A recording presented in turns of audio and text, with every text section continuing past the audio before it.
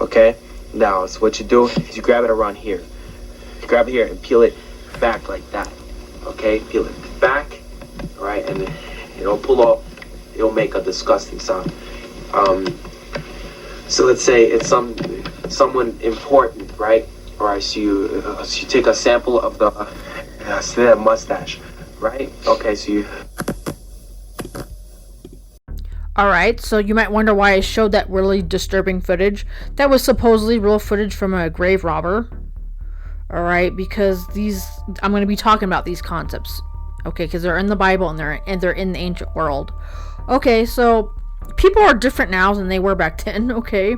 People now, especially with the rise of atheism, people don't believe in all this magic stuff. It goes over their heads when they study the Bible too. Even when they study ancient history, these concepts go over historians' heads and everything, because back then people were very superstitious and they were very spiritual. Okay, and I'm going to be talking about a very disturbing topic, like I've been talking about, but we have to talk about it because it's in the Bible, and there's a deep meaning by why Jesus says he gives his body and blood to us. There's lots of ancient connotations to that we need to talk about, okay? Because God uses it. Because I know as Christians we see this and we're like, yay, that's good. God is talking about a million different things, but he's definitely talking about these concepts I'm talking about now. Okay, so I'm going to talk about the Magalu again. I'm going to be talking about the ancient world, okay? So in the ancient world, they believed people who had supernatural abilities that they had magic attached to them, okay? Right? And even when they died, they still believed that the magic was still attached to their bodies, okay? And obviously you're supposed to relate this to Jesus, okay? There is a reason why God, when he did the animal sacrifices, the sacrifices were dissected in a certain way. They were used in certain ways. Sometimes it was the head, sometimes it was the liver, sometimes it was the heart. If you look into the deeper meaning behind all these animal sacrifices, there's magic attached to certain body parts, okay? There's magic. That's why Jesus says he gives us his body and blood. There's magic attached to blood. There's a magic attached to certain body parts. Of course, you're not supposed to be doing any of this, because the sacrifice of Jesus, believing in the sacrifice of Jesus, covers all of this, okay? But even if you were to do black magic now, you would have to go get certain body parts, certain blood from a certain type of person, okay? They pick people, and they pick certain body parts, okay? And sometimes they do use people who have passed away. They use grave robbers. People who are into black magic, they use grave robbers. They use what I know of voodoo, they go into graves and they use certain body parts from people, okay, that have already passed, because that's part of the magic, okay? Okay, and then these concepts are in the ancient world, but they're obviously in the Bible. For example, when Moses died, Satan wanted his body. Trust me, this is with Jesus' body too. That's what we're talking about here. Satan wanted Moses' body because in the ancient world, people thought that people who had supernatural powers had magic attached to them. They probably thought Moses had supernatural powers, and maybe he did, okay? He was splitting the Red Sea, he was bringing the plagues down to Egypt. They thought he was supernatural. So they wanted Satan, and maybe even Satanists or other cultures wanted his body. Okay. Alright. And that's why in the Bible, God took Joseph's bones away. He took Samson's bones away. He took Sarah's bones away. God hid their bones because these people wanted their body parts for ritualistic purposes.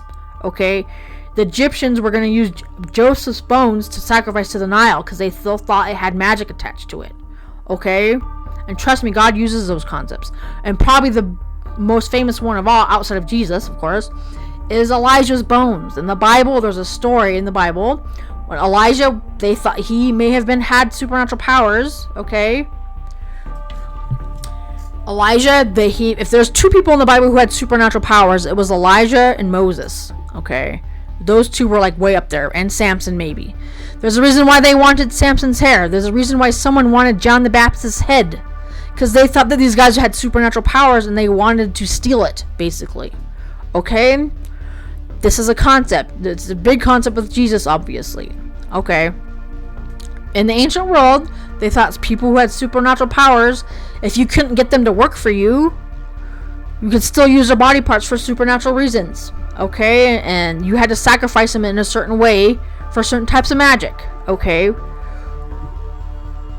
And I'm trying to tell you, everyone back then was very superstitious. They believed in magic. The Romans, the Egyptians, doesn't matter. All of them. Okay? Sometimes they had similar concepts, sometimes they were opposite, but they believed in all this stuff. So my point is, we're going to bring up a story in the Bible. They wanted Jesus' body. That's why they sacrificed him. Okay? They wanted his actual body for these ritualistic purposes. Okay? That's why in the Bible, those Roman gods were fighting over his clothes because they believed in all that superstitious stuff. They wanted his clothes, they wanted his body, because they were all into this stuff. Okay? Even earlier in the Bible, in the book of Daniel, when Shadrach, Meshach, and Abednego were being burned, not even their clothes were burned. Okay, their clothes were even protected by the flame. That means that whatever was going on was rubbing off on their clothes, not just on them. It was their bones and the things that they were touching. Okay? Even earlier in the Bible as well, with Jesus, a woman just touched Jesus' robe. Just touching his robe healed her. Right? Alright? Do you understand what I'm saying? Whatever was going on with them, it was not just going off on their body parts, it was going on the things that they were touching. That's why when the guy fell on Elijah's bones, he was healed. Do you understand what I'm saying? And it's very interesting because even Moses' staff became an idol later. Moses' staff became the bronze serpent. I believe Moses' staff became the bronze serpent, and later, much later, became an idol. Even the things that they were touching may have had something attached to it. You understand what I'm saying? And even with the two Elijahs, that power transference using clothes is there. When Elijah passed on, he gave his robe, a portion of his power, quote unquote power, to the other Elijah, but God was using the robe as that power transference, right? So there was that weird power transference just using the clothes they were touching, right? And I have to add the superhero element to that, because they use the same theology behind Superman's suit. Well, there's two explanations for Superman's suit. One explanation is why if he just has regular clothes on, Superman, how come when he goes in burning buildings his suit is indestructible? It's because his power goes onto his suit a little bit. That's one explanation. But another explanation is because the suit was actually made from his old blanket from Krypton or whatever. It's like a suit from a different dimension. And I have to add that into this because it just reminds me of all this. It's like the same theology behind it, right? I had to add that in there. So yeah. And Jesus knew that once people heard he had supernatural powers, he was healing people, that they were going to want a piece of him. And that's exactly why in the book of Mark, Jesus told a leper not to tell everybody once he healed him. Jesus tells the leper that he just healed not to go tell everybody. Not to tell everybody for several reasons, because as soon as everyone hears that he has supernatural powers, he knows what's going to happen. If they can't get him to work for him, which they probably did try, there's lots of revelation in the reason why that very expensive perfume was offered to Jesus. Mary Magdalene offered him expensive perfume, and there's lots of you can read a lot into that. Okay, there's a temptation in the wilderness, right? Trust me, Satan and Satanists offered Jesus lots of money and things to get them to work for him. Okay, of course he said no. Okay, but then fine, we'll just sacrifice you and kill you and use your body parts at least, because that was the next option, right? If you didn't do it willingly, you were going to do it unwillingly. Do you understand what I'm saying? That's why in the Bible, in the book of Mark, when Jesus healed that leper, he told him not to go tell everybody, because he knew he needed a little bit more time before he was sacrificed. Okay, he knew he needed a little bit more time, because back then they wanted the people's supernatural body parts. They wanted their bodies. Okay, and you can get very deep into all this stuff. It's all about energy and power transference. Right? Power transference through touch, right? And it's very interesting because the Bible even does it the other way around. So that woman touched Jesus' robe and she was healed, right? She like absorbed, she took, there was like a power transference, right? It's very interesting because the exact same thing happened with David and Saul. David touched Saul's robe, right? He touched and he took a piece of his robe. See, it does it the other way around too, because what is God trying to say here? Because even though these are good people, sometimes the bad people have power attached to them. Evil people God didn't just get rid of. He hid Samson's and Jesus and Sarah's and Joseph's body because he didn't want anyone taking their body parts, but he also did it with the bad people. Even the bad people have weird energy attached to them, okay? Or people thought that they did, okay? Even if it is just a bunch of baloney, people thought these things. And I have to bring this up. This reminds me of the hand of glory. This stuff is disturbing. We gotta talk about it because it's biblical too, okay? There's a reason why people wanted Moses' body and Jesus' body, okay? And Jezebel's body, okay? So in the 1700s, they believed in the hand of glory, okay? Basically, you'd have to get the hand of a hung criminal, and it was supposed to give you magical powers, okay? To open doors, or a hung thief. And then you could open doors and stuff like that. And people were really doing this stuff, and it's disturbing, and it's evil, right? Alright. God hit, for number one example is Jezebel. Jezebel's body was dispersed and dismembered, and they said not to bury her with a grave, okay, to hide her body. It's for the same reasons, but it's for the demonic reasons, okay? Okay, because it's possible that evil people have evil things attached to them, even after they die, okay? There's a reason why no one knows where Judas Iscariot is born, where he was buried, I mean. There's a reason why God hides the evil people, not just the good people, because some people might try to take their body parts for the same exact reasons. Okay, and you can even add current information to that. I'm glad that no one has Hitler's body or Osama bin Laden's body. I'm glad that they're gone, basically. You can't get to them very easily anyway. Right? They were burned, they were lost. No one knows where they are. It's for these exact reasons. They're going to be turned into idols. Even if it's not Satanists using their stuff for black magic, I'm sure there's some creepy person out there who would just love Hitler's toe. Okay? Just to be creepy. It's gross and creepy. Even if they are not doing this ritualistic things, it's still creepy. It's the exact same thing what the Catholic Church does with all these bodies. It's just to make them look cool. Like, look what I got. I got Hitler's toe. I got Mary Magdalene's head. It's disgusting. It's nasty, okay? There's no reason to do this. Like, what are you doing? This creepy guy showing off all of his things he stole is the same thing was the Catholic Church is just a grave robber. They grave robbed Mary Magdalene's grave, and they dug her up and hung her head up. This is disrespectful, not holy. Like, this is the same thing. This guy doing this and them doing that is the same thing. Okay, it's disgusting. Okay. Yeah, so I'm gonna bring up something real fast with Mary Magdalene, because I've noticed a slight connection with the Bible in Mary Magdalene's head. So for a long time, her jaw was missing. They just had a wooden jaw.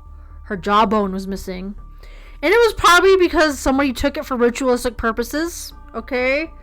The jawbone. Sometimes God will relate to the animal sacrifices with a person. Okay? Someone using her jawbone for some sort of magical power. It reminds me of in the Bible when Samson had that jawbone of the donkey. Okay? He had that jawbone of the donkey and he started slaying people with the jawbone of the donkey. And it just reminds me of how Mary Magdalene's jawbone was missing for a long time. It's about, and God will connect those two. It's because some people probably thought Samson had magical powers because he had that jawbone. Do you understand what I'm saying? Like, there was that energy transference. They wanted the jawbone. You know what I mean? It just reminds me of that. Somebody probably tortured Mary Magdalene, and took her jawbone.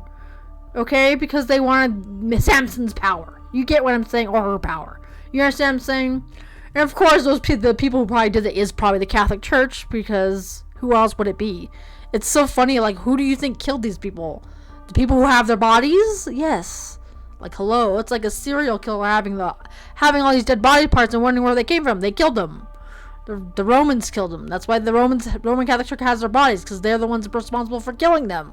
Like, duh. Oh, she was on our side. No, she's not. Okay, anyway. Her missing jawbone reminds me of Samson's jawbone. And there's even another messaging in that. Because I talked about Samson and that jawbone. That jawbone missing, it's long story short, it's about how God's going to unleash his fury on you one day. Okay, because Samson, God let him kill a bunch of people with that jawbone. And there's a warning in that. You're going to be doing stuff like this. You're going to be stealing dead body parts or jawbones or whatever. God's going to punish you one day for doing this because it's extremely disrespectful if that's what they did. Which they probably did, okay? Anyway, that missing jawbone really got me. And I'll talk about that later. Because there may be even a weird connection to that with Eve too. But that's way... I'll talk about that another time. Anyway... So my point is, there's a reason why God hides famous people. Whether they be good or bad, because there might be a power attached to it. Okay, there might be. I'm sure if you had Hitler's blood, you probably did. If you brought home Hitler's body and your house became demonic, I would not be surprised, right? There probably is energy transference there. It's the exact same reason why they tell you not to buy things from dead people. Right? If you go into like an old garage sale, they tell you not to buy like really old things like lamps and stuff like that because there's energy transference. There's that weird energy transference. It's scary. Your house can become haunted if you buy like a bunch of dead people's stuff. You understand what I'm getting at? Yeah. Especially if you're doing it on purpose. Yikes. Okay. That's scary stuff. Anyway, I'm going to talk about one more thing. I'm going to talk about, so we're talking about body parts and using people's bodies for magic. Okay. We're going to talk about the sacrifice of Jesus again. Okay. So I'm going to talk about a certain type of magic that I've heard about. Okay. So, I'm going to be talking about mescaline and serotonin and stuff like that. Okay. Mescaline, if you don't know what mescaline is, it's a chemical your brain releases, okay, when you're being tortured or scared. Okay, when you're being tortured or scared, your brain releases serotonin and mescaline. Okay, and it gets put into your blood. Okay, and people who are into magic, they do that on purpose. Okay, and because they'll drink the blood and then they'll use the body parts. Okay, because there's extra magic in it. It's like nos. It's like blood with nos in it, okay? It's like extra magic. And then they'll sacrifice a person or use their body parts for certain reasons because it's extra magic, okay? And usually they torture people for a long time or, you know what I mean? But the thing is, why do you think that Jesus was tortured? There's a reason why Jesus had to be tortured and then killed. Because I truly believe Satan was doing the exact same thing that with this mescaline stuff. He was torturing him on purpose. Because Satan, just like Satan wanted Moses' body, Satan thought he was going to get Jesus' body. He thought he was going to take claim on Jesus' body. He was going to torture him on purpose because according to the magic rules that I've been reading, the magic stuff, okay? If you torture somebody before you sacrifice them, that's extra power that you have. Okay, it's like extra power on top of the power. But surprise, God gave that magic blood to us. Satan didn't get it. Do you understand the deeper meaning when Jesus says, I give my body and blood to you? It's that extra stuff too. That's why he had to be tortured before he died, because that makes it 10,000 times more powerful. All that serotonin and mescaline and all that stuff. That's why he had to be tortured before he died, because his blood was extra more powerful, more magical. Of course, you're not literally supposed to be carrying on blood or anything like that. You just have to believe in the sacrifice of Jesus. Jesus gives that to us. Satan thought he was going to get that stuff.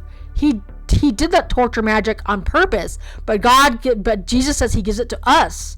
Do you understand what I'm saying? Do you understand the deeper meaning behind all this torture and this magic stuff? All right, you understand what I'm saying? Yeah. So yeah, they torture people that way on purpose because it releases all those chemicals in your brain, and it goes into your blood, and there's extra magic in it. But that's why Jesus was tortured, and that's why we got it. I know I keep repeating myself, but I don't think people understand the gravity of this situation when they say Jesus gave his body and blood to us. Okay? Because we get all that magic just from believing in him. And when we die, we go to heaven. That's the magic, of course. Don't expect actual magical powers while you're alive. Okay? And there's all these concepts are in the Bible, and there's a few more things I want to add to this, pertaining to this. I'm going to talk about chewing the cud, okay? This is why God has really weird rules about eating animals who chew the cud and animals who don't. Because animals that are tortured stop chewing the cud, whether they're clean animals or not. Like sometimes cows and bovine, they'll stop chewing the cud when they're tortured. Okay, that weird torture energy is in the animal laws about eating them. Okay, because you obtain that energy when you eat them. Okay, but God does use that with Jesus though. That's why he says, "Take my body and blood and eat it," because you're going to obtain that energy. Okay. All right. Of course, just believing in Jesus is how you do it. You're not really supposed to drink some blood or anything like that. Okay, but that's what chewing the cud is. The deeper meaning behind chewing the cud is, because animals who are tortured, they'll stop chewing the cud. Okay, and then God will tell you not to eat them, because that torture energy is in there. Okay, you understand the deeper meaning behind that chewing the cud and all this, because God will relate all this stuff to the animals too. And I'll go ahead and add up one more thing. Usually, this is why Satan is often depicted as a snake. Sometimes he's very, very much depicted as a snake a lot, right? And sometimes Satan is called a roaring lion, a lion. Okay, Satan is called a lion and a snake. He's called by different animals to relate to you, to relate something to you. Okay, God is trying to relate something to you. Just like, Satanists, people who literally torture people. Okay, they torture people before they sacrifice them for their energy, right? It's very interesting because in real life, lions, because Satan is called a lion, lions will do that. They will torture their prey on purpose and then kill them. Okay? Just like I've been saying. And the snakes will do the same thing. They'll torture them a little bit, they'll squeeze them to death, or they'll put venom in them on purpose. They'll torture them a little bit and then eat them. Okay? See that weird relation? Okay? So that weird relation between Satan being called these animals, and then Satanists torturing people and consuming their body and stuff like that. Okay? God uses the theology behind it. This is why you're supposed to believe in Jesus, even though you're not literally supposed to be drinking blood or anything like that. That's weird. Okay? But God will relate these animals, the behavior of these animals, with Satanists and Satan. Okay? Because Satanists do that. They torture people on purpose before they sacrifice them, and they do consume their blood and eat them and stuff like that. It's weird, right? He'll relate the animal behavior with the Satanist behavior. You see that weird connection there? Anyway, I had to add that in there. It's very interesting. Anyway, this was kind of disturbing. I didn't want to put too much nasty imagery in it, but anyway. But I still had to talk about it. Yeah. Anyway, and I have to add one more thing, then I'm going to be done. Okay? So, in real life, even after Jesus was tortured and killed, all these apostles were tortured and killed. A lot of Christian martyrs died in horrible, horrible, horrible ways. They were skinned alive, buried, burned, name it. Okay? Beheaded, cut into pieces. What makes you think that that's just a coincidence when it comes to all this weird witchcraft stuff? Okay, Satan was doing the exact same evil thing. It's black magic performed by the Romans, who then just became the Roman Catholic Church. Do you understand what I'm saying here? There's a reason why the Roman Catholic Church has all these bodies, because they're the ones that killed him. Okay, all right, hello. Anyway, so that's all, guys. So please think about this stuff, guys, and thank you.